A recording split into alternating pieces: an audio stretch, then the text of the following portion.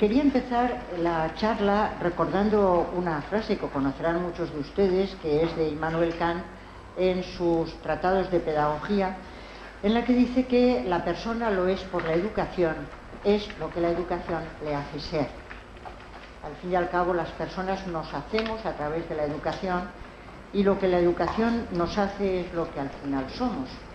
Y en esos tratados se preguntaba Kant, o se decía, que el problema de la educación es el más difícil que hay que resolver junto con el problema del gobierno, e incluso que es más difícil que el problema del gobierno porque hemos de preguntarnos si tenemos que educar a las generaciones jóvenes para el mundo presente o para un futuro mejor.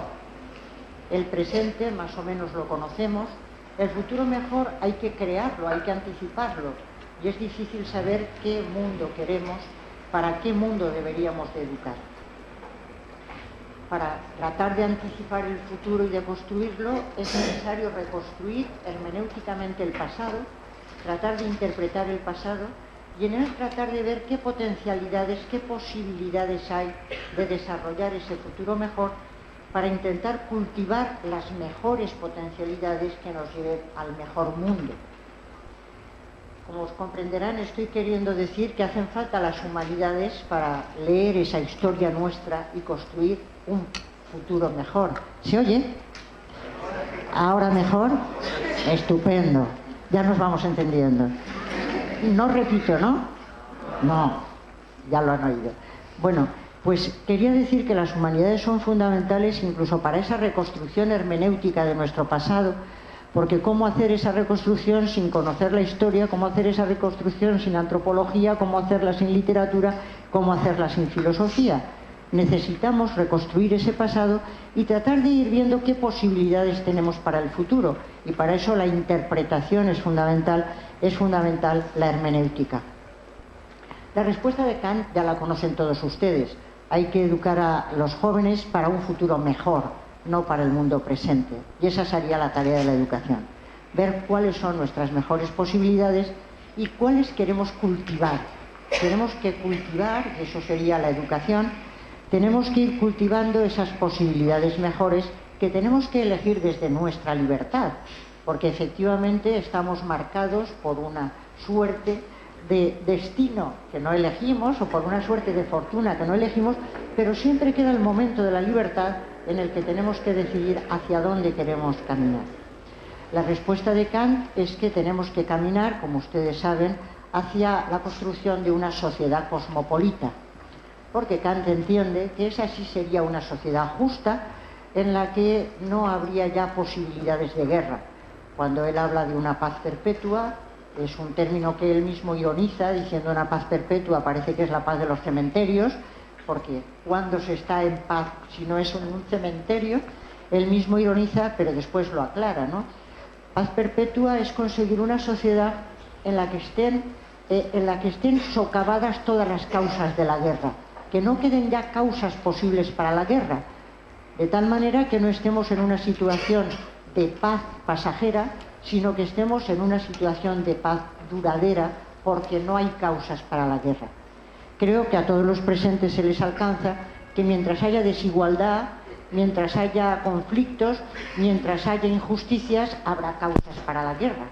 Construir una sociedad pacífica quiere decir construir una sociedad igualitaria, una sociedad justa, una sociedad en la que todos los seres humanos se sientan ciudadanos del mundo, y eso sería la sociedad cosmopolita.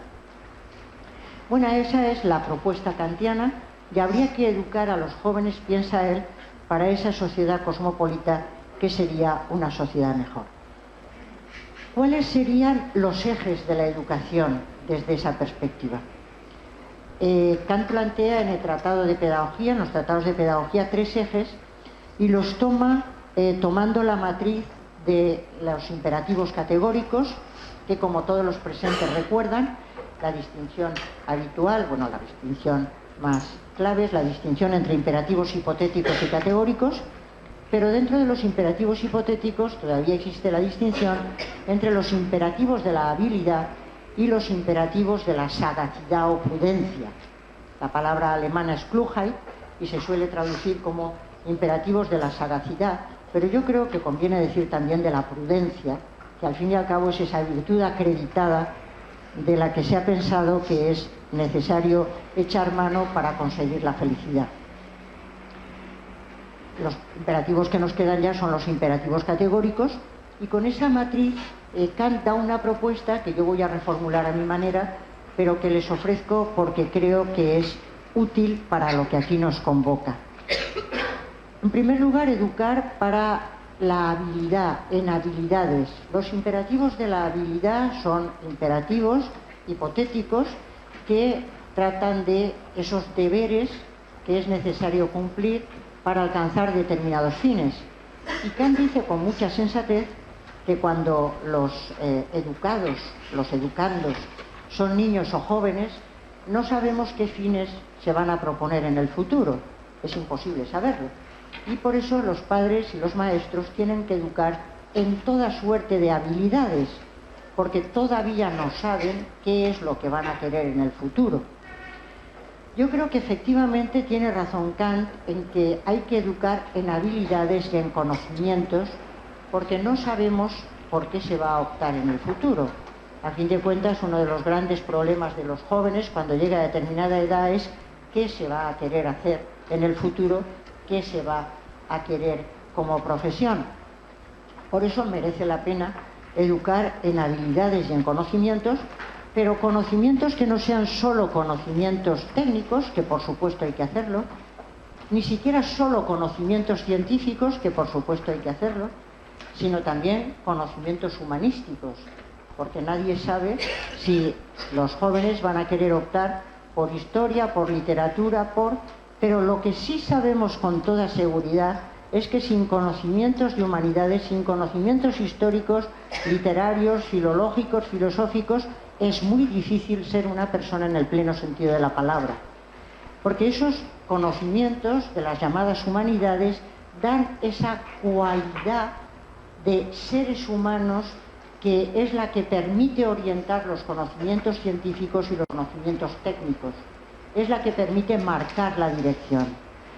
Por eso el educar tiene que ser en conocimientos, en habilidades de todas las materias, no solamente de ciencias, que son sumamente importantes, sino también esas de humanidades que civilizan a las gentes y les dotan de una cultura sin la que después no pueden salir adelante.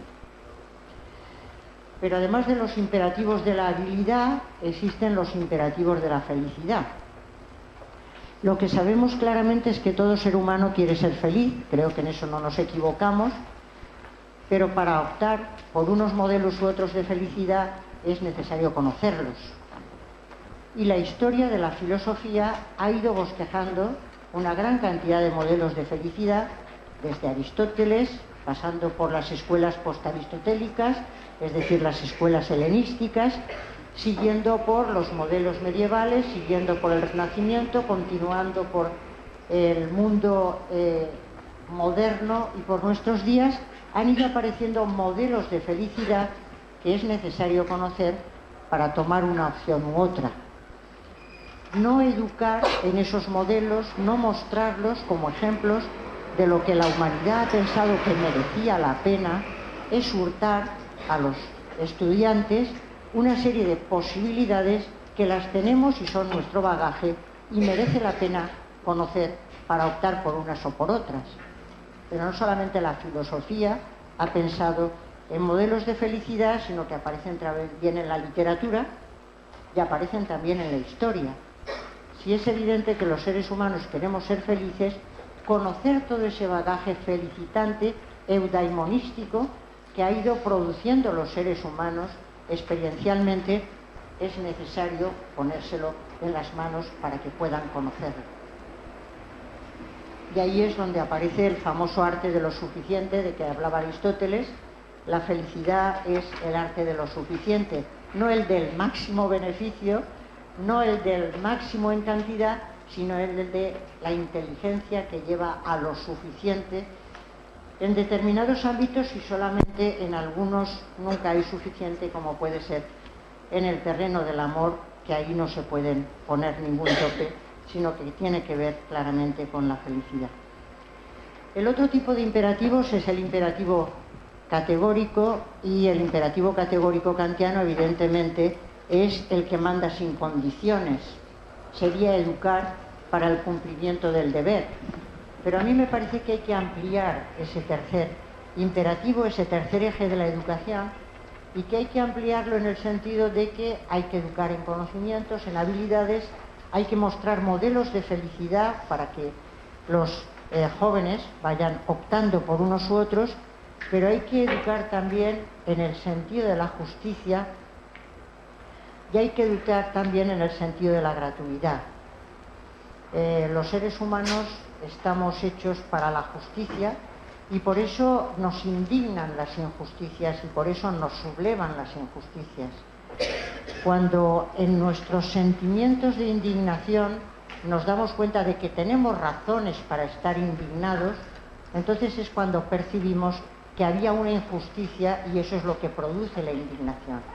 El sentido de la justicia es un sentido que nos define como seres humanos. Y educar para lo justo y para lo injusto, para desarrollar el sentido de la justicia, es una tarea educativa para educar para mejor. Pero también el sentido de la gratuidad, porque el mundo no está hecho solo de derechos y de deberes, de exigencias y de obligaciones, sino que el mundo está hecho también de esas necesidades de los seres humanos que nunca pueden saciarse o que nunca pueden colmarse con un deber por parte de otros, sino que se colman con lo que gratuitamente, graciosamente dan algunos, porque les sale de la abundancia del corazón. Por eso entiendo que educar en ese tercer eje sería educar en lo que se llamaría la sabiduría moral, y la sabiduría moral tiene que ver con la justicia y tiene que ver con la gratuidad. Creo que esos tres ejes kantianos para la educación son fundamentales y como se estarán dando cuenta, estoy todo el tiempo, como decimos en España y supongo que ustedes también, estamos barriendo para casa. Estoy queriéndoles decir que hay que educar en humanidades necesariamente, porque para desarrollar el sentido de la justicia, el sentido de la gratuidad, los conocimientos de la felicidad, es indispensable tener en cuenta todo ese saber humanístico que es el que nos dota del bagaje para seguir adelante. Si todo esto más o menos podía estar claro en el siglo XVIII, ¿qué nos ha pasado en este siglo XXI, en el que hay un acuerdo bastante generalizado de que las humanidades están en declive? Como se han dado cuenta, estábamos hablando de un tipo de educación en que las humanidades nadie ponía en cuestión que había que educar en humanidades. Y de hecho, cuando algún periodista pregunta, ¿es que ahora los científicos quieren? Perdonen, la filosofía fue, como todos sabemos, el saber originario. Pero es que la filosofía y lo que luego han sido las ciencias estaban tan estrechamente unidas que la filosofía empieza con los filósofos fisiólogos, que son los que se preocupan de la fisis. Y los pitagóricos creían que la realidad estaba escrita en lenguaje matemático. Y Platón admiraba la geometría y Aristóteles era un biólogo. Es decir, que la relación entre las ciencias y la filosofía era tan profunda que empezó siendo el mismo saber, luego hubo una diferenciación, y yo lo que siempre quiero proponer es que la filosofía, las humanidades y las ciencias tienen que trabajar codo a codo, porque con el tiempo se han ido especializando, pero tienen que trabajar conjuntamente sin quitar ninguno el terreno al otro, pero todos conjuntamente, porque la filosofía cuando ha trabajado con las ciencias es también cuando ha sido más fecunda. Sin embargo, se dice que las ciencias están en alta y que las humanidades están en declive y están en baja. Y no solo se dice, sino que en los planes de estudio se suelen recortar las humanidades y a nadie se le ocurre recortar en ciencias, sobre todo a nadie se le ocurre recortar en ciencias aplicadas, porque las ciencias básicas parece que interesan menos en general, interesan las aplicadas, aunque mis amigos científicos dicen que la distinción entre ciencias básicas y aplicadas es absolutamente inexacta. Dicen que hay ciencia buena y ciencia mala. Y la ciencia básica, con el tiempo, siempre se le puede sacar alguna aplicación. La ciencia aplicada ya lo sería inmediatamente. Pero bueno, nadie discute que las ciencias y las técnicas son importantes. Se discute y se recorta en humanidades, y parece ser que en el Japón incluso se está pensando en quitarlas. Pero en todos los países se recortan de alguna manera las humanidades. ¿Qué nos ha pasado? Yo no puedo explicarlo con una bola de cristal, obviamente, tampoco tendría tiempo, tampoco sé suficiente como para eso, pero sí que voy a hacer unas consideraciones que creo que son de utilidad para la reflexión y si hubiera un pequeño coloquio, también para el pequeño coloquio. Y para ello me voy a remitir a un par de jalones. Uno de ellos es el del libro, la conferencia que pronunció Snow, Charles Percy Snow, que es un físico y novelista británico, que pronunció una conferencia en 1959 que llevaba por título Las dos culturas y la revolución científica. Las dos culturas y la revolución científica. En esa conferencia, que produjo una gran discusión, lo que entendía Snow es que a la hora de hablar de cultura, cuando hablaba él de las dos culturas, pues entendía que por cultura se puede entender, en primer lugar, el cultivo de todas las cualidades humanas de una manera armónica. ¿Qué es la cultura? Es cultivar todas las cualidades humanas de una manera armónica, sean lo que luego hemos llamado científicas, sean humanistas, todas las cualidades humanas, construir la humanitas, la humanidad, con un cultivo armónico de todas las facultades. Pero decía que dentro de esa cultura habría todavía dos subculturas. Y esas dos subculturas se refieren más bien a formas de vida. Él entendía que hay gentes en el mundo de la cultura que tienen una forma de vida, que se agrupan de una determinada manera frente a otros que se agrupan de otra manera. Y esas dos subculturas serían la científica y la intelectual. Científicos e intelectuales formarían dos grupos que tienen dos estilos de vida, dos formas de vida. Y cuando hablaba Snow, que era en el año 1959, cuando pronunció la conferencia, él entendía que estaban en el primer nivel de consideración social los intelectuales, mientras que los científicos eran considerados como culturas de segunda. Bueno, ¿por qué pensaba esto? Pues pensaba porque él entendía que los intelectuales habían monopolizado el término cultura. Los intelectuales creen que la cultura es lo que ellos hacen en este terreno de la filosofía, de la historia, de la literatura. Esto es la cultura realmente, y que lo que hacen los científicos es otra cosa distinta, que es otra cosa como más pedestre. Y él veía que la diferencia, bueno, él estaba más a favor de los científicos que de los intelectuales, por razones que son bastante interesantes. El libro, en la conferencia se titulaba Las dos culturas y la revolución científica, y Snow entendía que frente a la revolución industrial, la reacción de los científicos y los intelectuales había sido diferente. Los científicos habían apostado por tratar de investigar la verdad, buscar la verdad, porque creían que la verdad y la ciencia podían ayudar a los pobres a salir de la pobreza. La revolución industrial, el trabajo industrial, podía ayudar a los pobres a salir de la pobreza, y por eso apostaban por seguir investigando, porque los científicos serían melioristas, querrían para los pobres una vida mejor. Mientras que los intelectuales serían luditas. Saben ustedes la revolución ludita que hubo en Gran Bretaña en ese tiempo.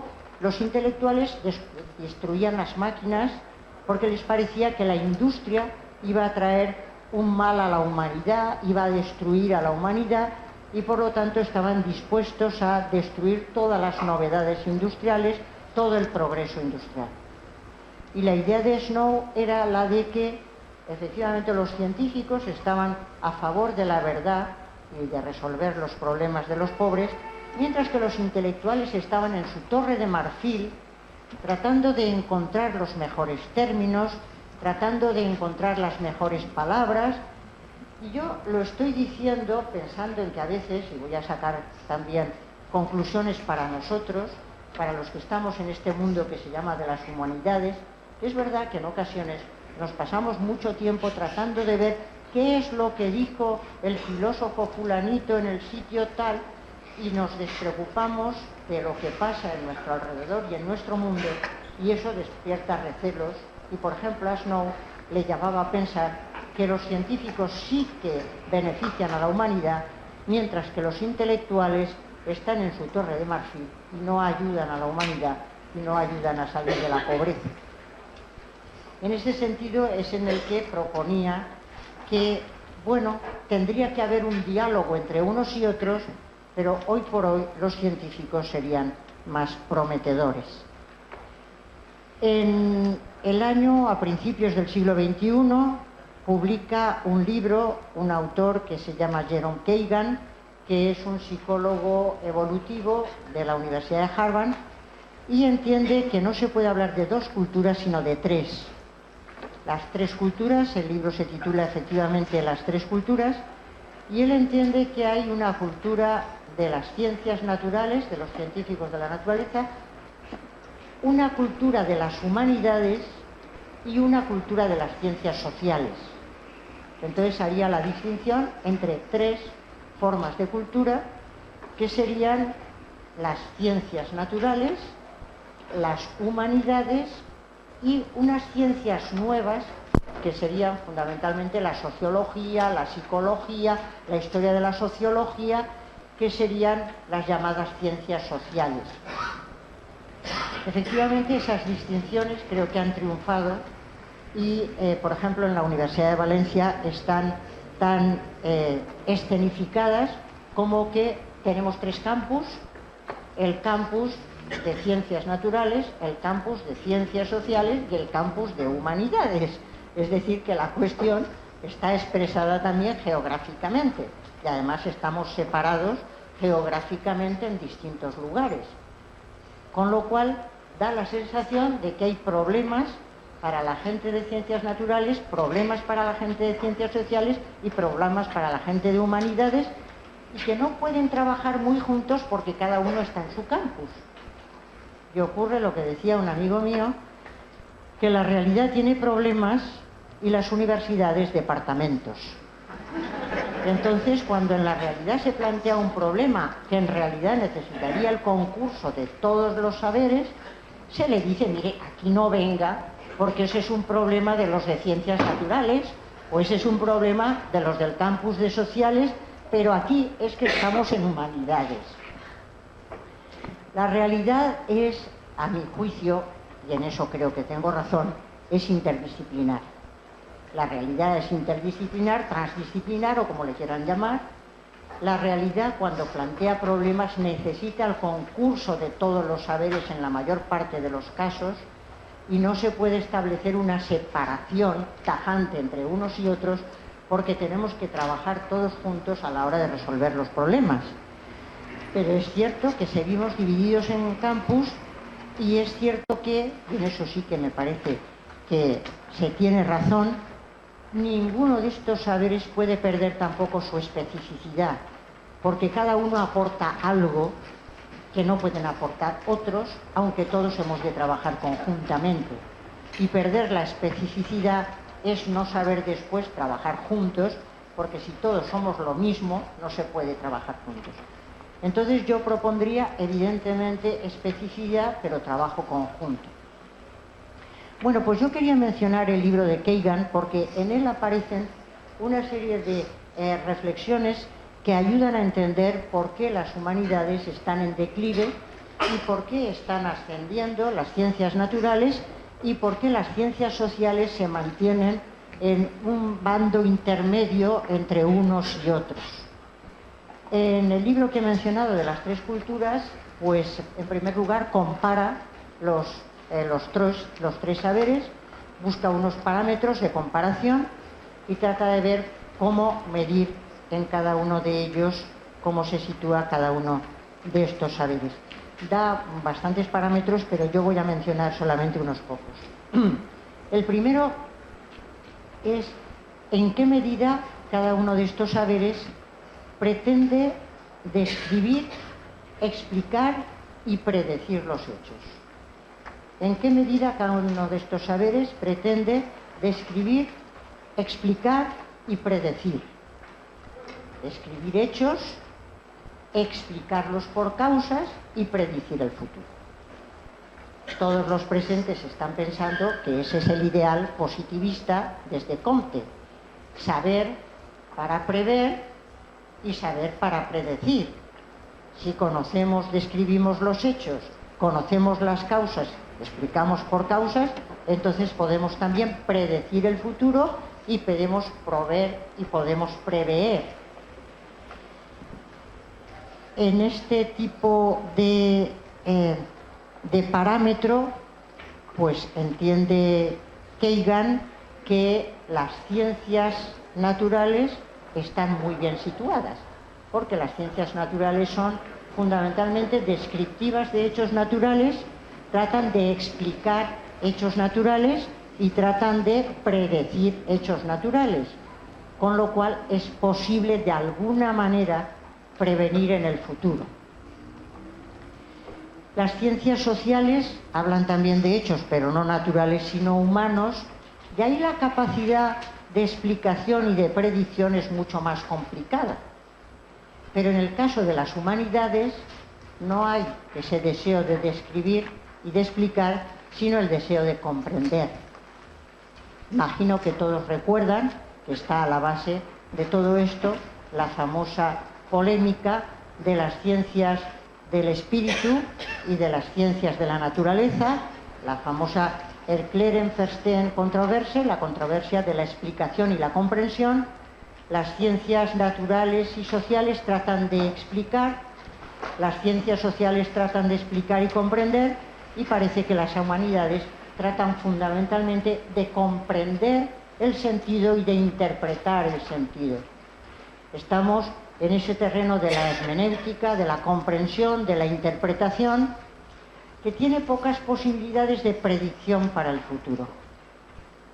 Bueno, pues esta sería alguna de las razones que hace que los gobiernos estén poco entusiasmados con las humanidades y estén más entusiasmados con esas ciencias que permiten predecir, prever y actuar en el futuro, que quienes entran en el terreno de la comprensión, de la interpretación, del sentido, etc. El segundo parámetro, muy ligado a este, que todos se entenderán rápidamente porque juega a favor de las ciencias naturales, sería las fuentes de evidencia y de control sobre las condiciones en que se captan las evidencias. Las fuentes de evidencia y el control sobre las condiciones en que se captan las evidencias.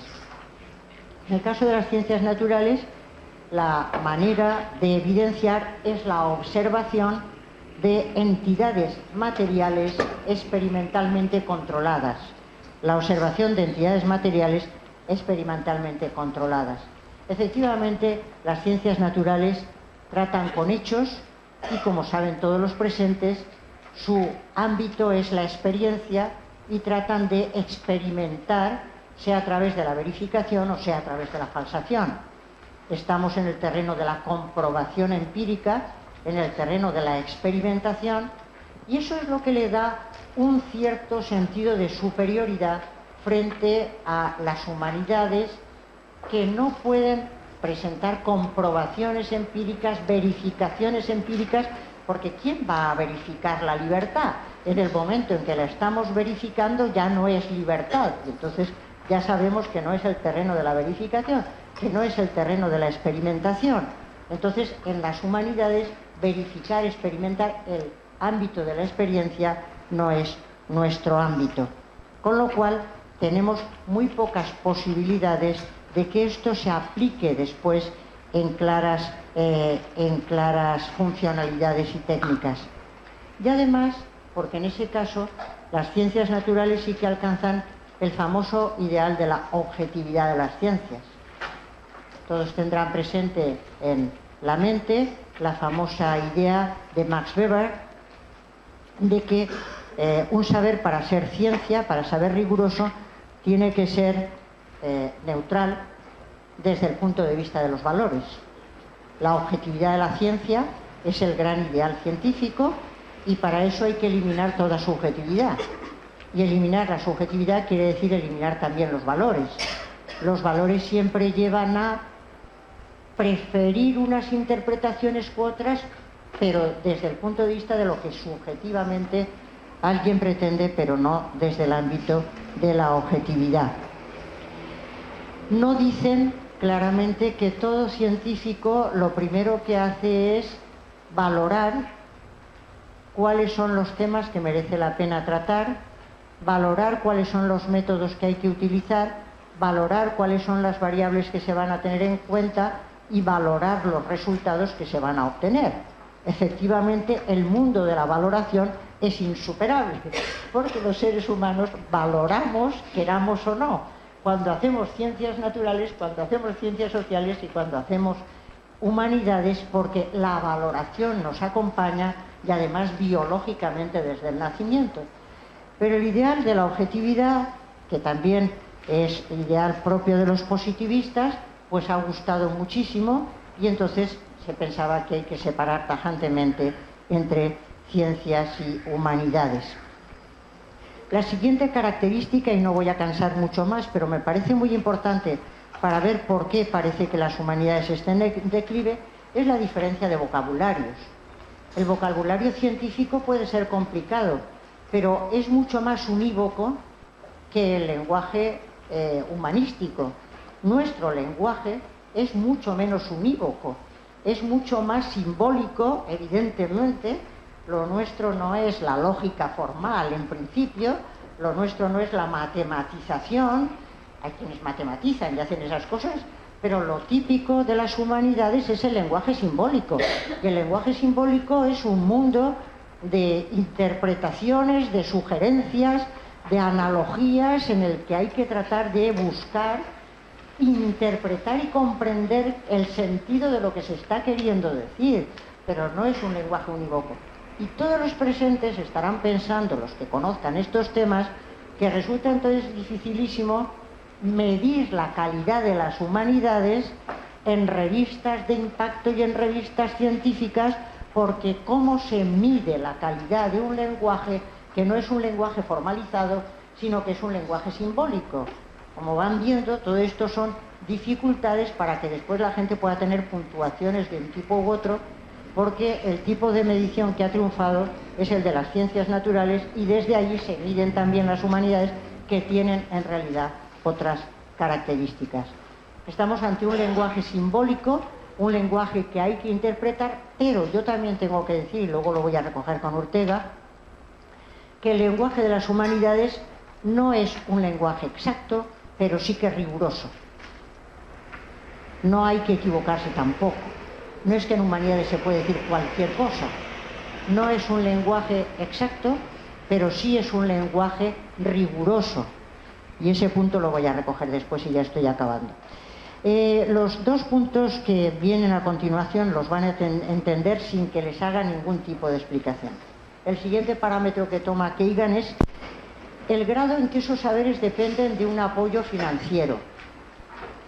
Y piensa que las ciencias naturales necesitan mucho dinero para experimentación, las ciencias sociales también necesitan dinero para experimentación, y las humanidades con un bolígrafo y un folio ya tienen bastante, y un ordenador de vez en cuando para que no se diga que no estamos en esa época, y bueno, y a lo mejor alguna cosa más, pero investigar en humanidades es muy barato, es muy barato.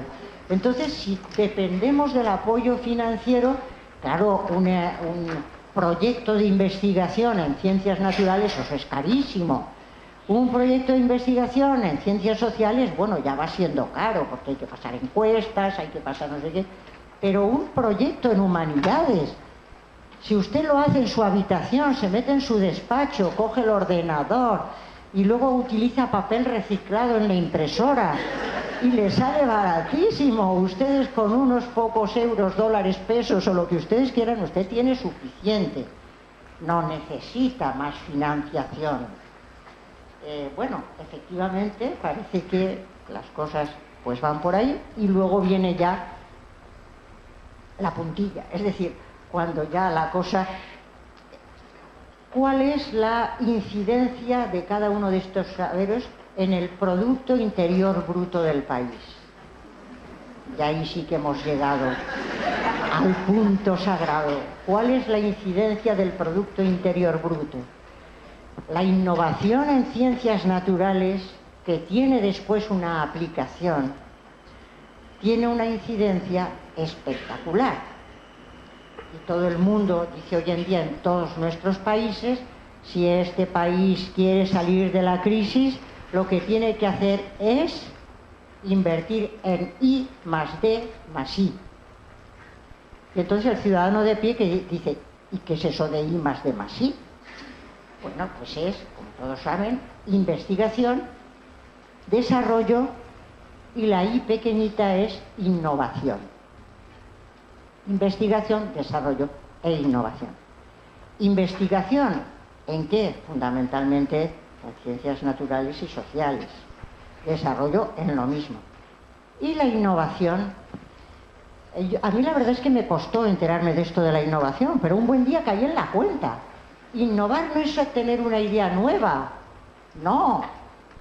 Innovar es tener una idea nueva y tener la habilidad suficiente como para elaborar un producto con esa idea, producto al que se le pone un precio, se le saca al mercado y consigo que alguien me lo compre. Lo que estoy diciendo no es una broma, eso es innovación, claro. Innovación es tener una idea nueva, plasmarla en un producto al que le pongo un precio, lo saco al mercado y me lo compran. Entonces, si vendo mucho, a mi país le intereso. Si no vendo demasiado, a mi país no le intereso. Entonces la innovación la hay sobre todo en ciencias naturales, en ciencias sociales, pero menos en humanidades. Bueno, luego voy a decir una cosa si me da tiempo. En humanidades innovamos y mucho. Y yo les voy a proponer dos cosas. Que no seamos solamente fecundos, que es lo que a mí más me interesa, sino que seamos también innovadores productivos. Hay que ser las dos cosas. A mí lo que más me interesa es fecundos y por eso es el título que le he puesto a la charla. Bueno, estos son los parámetros que da Kagan y entonces llega a la conclusión de que los primeros rasgos que he mencionado pues hacen que sea muy difícil encontrar parámetros para medir la calidad de la producción humanística, cómo se mide lo que producen los de filosofía o los de... cómo se mide la calidad de lo que producen, como para después decir ya ahora les ponemos unos incentivos o ahora les ponemos... ¿Cómo se mide la calidad? Y los últimos puntos, pues es clarísimo que a la hora de distribuir los recursos económicos, ¿cómo vamos a pensar en estos profesores o en estas gentes que no necesitan dinero para la investigación y que además no aportan prácticamente nada al Producto Interior Bruto del país? Claro, es evidente que esto explica. Pero Kagan da una razón más, o un par de razones más, que yo quiero aquí traer a colación porque me parecen muy importantes para revalorizar las humanidades o para ponerlas en su sitio. Y es que entiende que los humanistas o los profesionales de las humanidades han perdido o hemos perdido profesionalidad. Desde el momento en que empezamos a decir que todo el mundo puede hacer historia, tan buena es la historia que puede hacer una persona que ha cursado los estudios de historia y que ha estado en los archivos, etc., como un ciudadano normal y corriente que empieza a reflexionar un poquito sobre la historia de su país.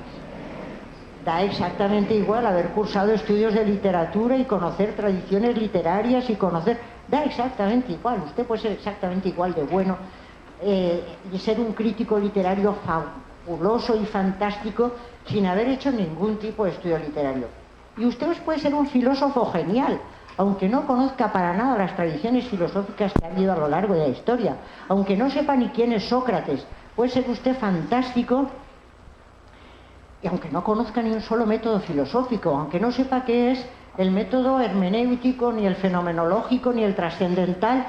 ¿Qué más da? Usted puede ser genial. Y entonces dice Keigan, y a mí me parece que es muy importante para la reflexión, si los primeros que dicen esto son los profesionales de las humanidades, la pregunta es evidente: ¿humanidades para qué? ¿Humanidades para qué? ¿Para qué necesitamos estudiar nada de eso si ya lo sabemos por modo natural? Entonces sucede que aquí ha habido un harakiri. Claro, ha habido una especie de suicidio colectivo de gentes que dicen, pero si usted puede ser un filósofo... No, vamos a ver, usted puede ser una persona muy inteligente, usted puede ser una persona mucho más inteligente que todos los que estamos estudiando filosofía, eso no se lo discuto, y mucho mejor persona, sí, por supuesto que sí, pero como filósofo hay un bagaje que lleva siglos gestándose, de gentes que han aportado su granito de arena para resolver problemas del sentido de la vida, del sentido de la muerte, de la orientación para el futuro, y ese bagaje está ahí a la mano. Y si usted después quiere ir a un comité de ética, y si usted quiere ir después a una comisión, tiene que conocer ese bagaje, porque dará muchas mejores orientaciones y criterios que el que no lo conozca en absoluto. Entonces yo entiendo que efectivamente los humanistas o los saberes de humanidades tenemos un vocabulario específico, cada saber lo tiene. Tenemos métodos propios de investigación, cada saber los tiene. Tenemos formas específicas de comprobar la verdad o la plausibilidad de los enunciados, aunque no sea la verificación o la falsación. Pero sabemos que no todas las propuestas filosóficas son igual de buenas. Algunas son mucho más coherentes, son mucho más razonables.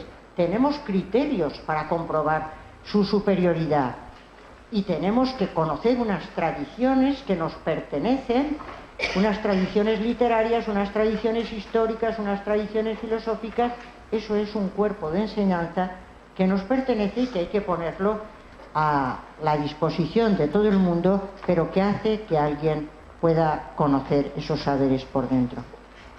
Y el último punto, y ya voy a pasar a la fecundidad, es el de que en muchas ocasiones los científicos están intentando ocupar el lugar de los que trabajan en humanidades.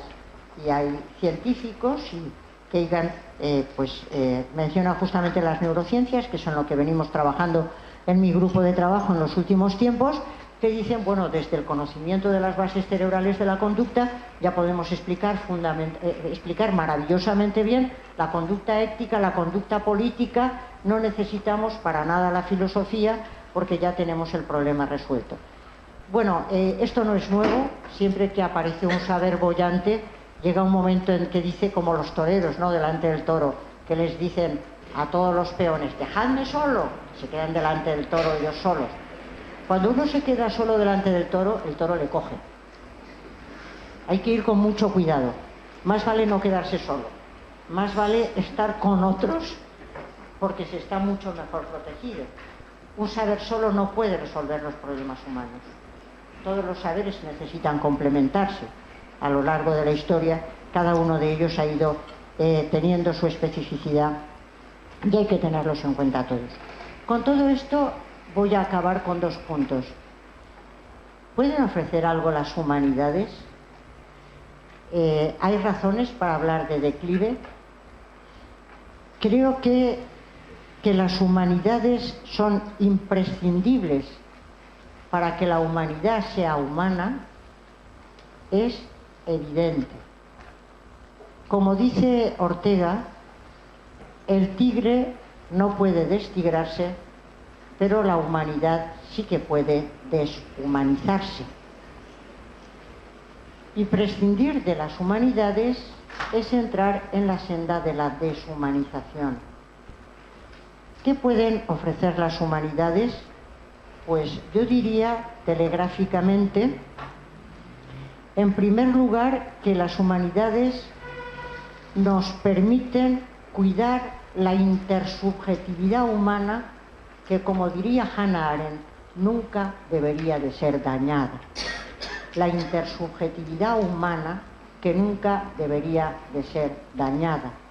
Los seres humanos no somos individuos aislados, no somos individuos solitarios, sino que estamos en relación. Y necesitamos cuidar nuestra intersubjetividad para hacer ciencia, para progresar moralmente y para hacer una política legítima y para hacer sociedades justas.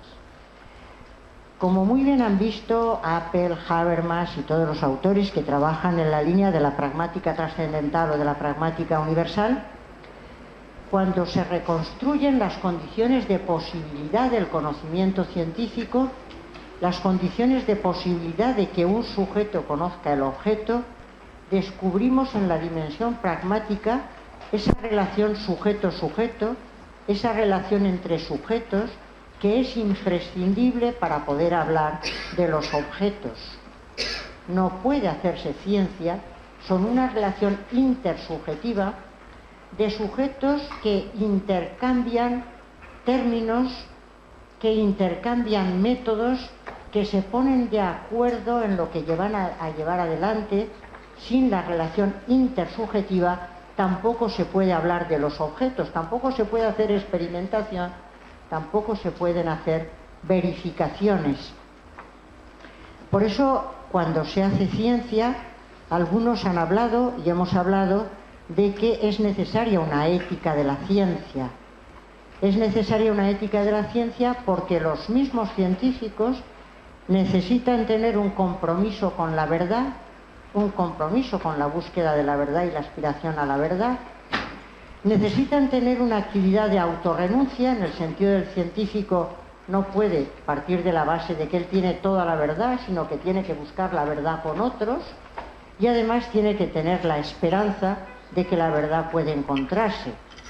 Es necesario cultivar un ethos de compromiso, un ethos de esperanza y un ethos de autosacrificio. Y eso sería el terreno de la ética, que forma parte de esa intersubjetividad en la que vamos progresando históricamente.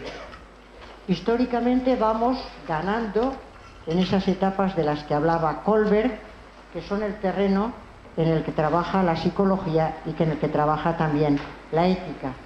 Y para hablar de una política legítima necesitamos hablar de normas que tienen que ser aceptables, pero con una aceptabilidad racional. Y esa aceptabilidad racional es tarea de la filosofía. Desde esa intersubjetividad, y ya voy a decir también las siguientes ganancias que hacen fecundos los saberes humanistas, vendría el reconocimiento de la propia subjetividad, porque del reconocimiento intersubjetivo surge el autorreconocimiento, el reconocimiento de la propia identidad, el reconocimiento de la propia personalidad, de quien se reconoce como parte de una comunidad histórica, se reconoce como parte de un pueblo, se reconoce como parte de un mundo en el que se escriben unos textos literarios, se reconoce como parte de una cultura, y es desde ese autorreconocimiento desde el que los seres humanos podemos cobrar autonomía, hacernos autónomos, hacernos seres capaces de crítica, y crítica quiere decir discernimiento, y desde la literatura, desde la filosofía, aprendemos a discernir, aprendemos a criticar, y desde esa autonomía, desde ese discernimiento, desde esa crítica, es posible argumentar, razonar y eliminar los dogmatismos. Sin ese mundo de las humanidades es imposible eliminar los dogmatismos, porque no conocemos más que nuestro mundo, no conocemos a través de la literatura mundos distintos que nos abren caminos distintos, y si no contamos con la filosofía es imposible contar con fundamentos y es imposible contar con criterios para discernir entre lo bueno y lo malo fundamentados.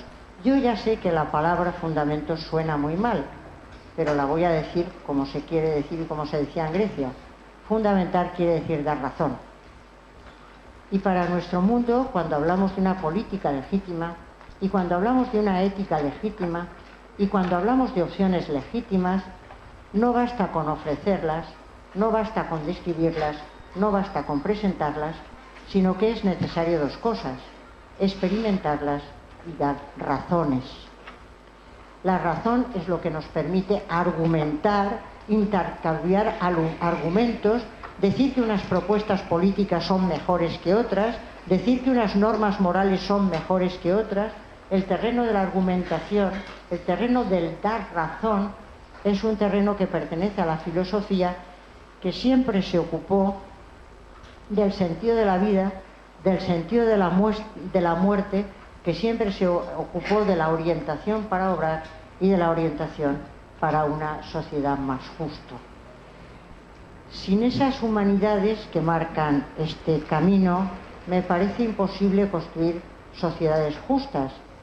Y esto es tanto más claro hoy en día como que mencionaba antes Gustavo la importancia de las éticas aplicadas.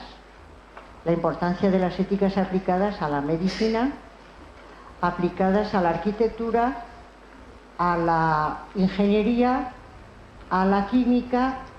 Las éticas aplicadas son esa ética nuclear que algunos entendemos como ética cívica y que tiene una fundamentación racional filosófica, que se aplica a todos los ámbitos de la vida social. Y efectivamente en este momento se exige que cuando alguien quiere hacer un proyecto de investigación tiene que pasar por un comité de ética. Tiene que pasar por un comité de ética que será de bioética en el caso que estemos hablando de ciencias de la salud, y que tendrá que pasar por un comité de economía o de empresas si estamos hablando de una empresa, o que tendrá que pasar por distintos comités. ¿Por qué? Porque sabemos que cualquier investigación científica tiene que tener una supervisión ética. Tiene que tener una supervisión de gente que sabe de filosofía y que sabe dar razón de por qué decimos que esta propuesta es mejor que esta otra, y que a este proyecto sí que le damos el visto bueno y a este otro no. No es una cosa mecánica, es una cosa para la que hay que dar razón.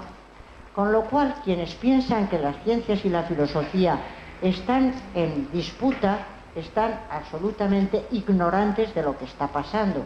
Están trabajando continuamente y conjuntamente en comités en los que se reúnen personas que trabajan codo a codo. Y por ir acabando, diré desde mi experiencia, y creo que muchos de las presentes la tenemos aquí también, que cuando se trabaja en un comité interdisciplinar, las gentes que son de ciencias agradecen enormemente las aportaciones filosóficas, porque les resultan sumamente iluminadoras para tomar decisiones. Esa es mi experiencia. Las gentes que son de biología, de medicina, de física, de química, cuando se trata de tomar decisiones conjuntas, agradecen enormemente la aportación filosófica, porque resulta enormemente iluminadora. Porque todos estos autores que han estado pensando a lo largo de la historia no han pensado en vano. Tenemos ahora un bagaje filosófico y un bagaje cultural que nos ayuda a enfrentar nuestras decisiones comunes de una manera mucho más adecuada. ¿Todo esto para qué? Pues porque sencillamente creo que las humanidades y creo que la filosofía hemos ido incorporando esa noción kantiana que decía claramente que todos los saberes tienen que estar al servicio del ser humano, que tiene dignidad y no un simple precio. Creo que en una facultad de filosofía, en una facultad que está celebrando su 70 aniversario, no está de más acabar una charla sobre la importancia de las humanidades en nuestro mundo actual, recordando que el principio, creo, clave de la ética moderna, aunque puede haber otros que se sumen, es el principio que se expresa en el imperativo categórico del fin en sí mismo, que dice: obra de tal manera que trates a la humanidad, tanto en tu persona como en la persona de cualquier otro, siempre al mismo tiempo como un fin y nunca solamente como un medio. Para tratar o para crear una sociedad justa en la que no se instrumentalice a los seres humanos, sino que se les trate como fines en sí mismos que tienen dignidad o no un simple precio. Las humanidades son imprescindibles para orientar la actuación científica y para orientar la actuación técnica. Y aunque es verdad que, como dice Machado, todo necio confunde valor y precio, todo necio confunde valor y precio, no hay que confundir el valor con el precio. Las humanidades valen por sí mismas, son fecundas por sí mismas, enriquecen a los hombres y a las mujeres desde dentro por sí mismas y son fecundas para las sociedades porque tienen un valor interno. Y como decía Oscar Wilde, cínico es el que conoce el precio de todas las cosas y el valor de ninguna. Cínico es el que conoce el precio de todas las cosas y el valor de ninguna. Y hay gentes que conocen muy bien los precios de todas las cosas, pero no conocen el valor de nada. Y el ser humano es un ser capaz de valorar, que no tiene más remedio que valorar. Y la educación, a mi juicio, consiste en enseñar a valorar, en enseñar a degustar los valores, igual que se degustan los buenos vinos. Estas cosas se aprenden por degustación. Degustar los valores es importante y para eso las humanidades son imprescindibles. Muchas gracias.